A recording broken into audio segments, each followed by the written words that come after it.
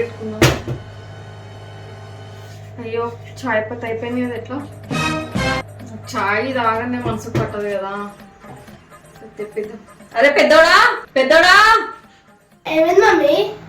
అరే చాయ్ పెట్టుకోవడానికి చాయ్ పత్తి అయిపోయింది రా, జర తీసుకురా షాప్ లోకి వెళ్ళి. ఏంది మమ్మీ, నాకు ఎగ్జామ్ ఉంది, పోర్షన్ ఉంది, చదువుకోవాలి. తమ్ముడు ఉన్నాడు, వాడు మంచిగా ఆడుతున్నాడు, వాడికి చెప్పు. అగ్గో ఇట్లా వెళ్ళి ఇట్లా రావడానికి అంత బాధ ఎందుకురా? ఇట్లా వెళ్ళి ఇట్లా రావడమే కదా, ఏదో కిలోమీటర్ దూరం వెళ్తున్నట్టు బాధపడతారు. వీడికి చెప్పు వాడికి చెప్పు, అంతగానో ప్రిపేర్ అవుతున్నావా? అయితే నేను ఒకటి స్పెల్లింగ్ అడుగుతా, దానికి కరెక్ట్ సమాధానం చెప్పు సరేనా? పోర్షన్ స్పెల్లింగ్ చెప్పురా. మమ్మీ కొంచెం స్టార్టింగ్ ప్రాబ్లం. చెప్పు.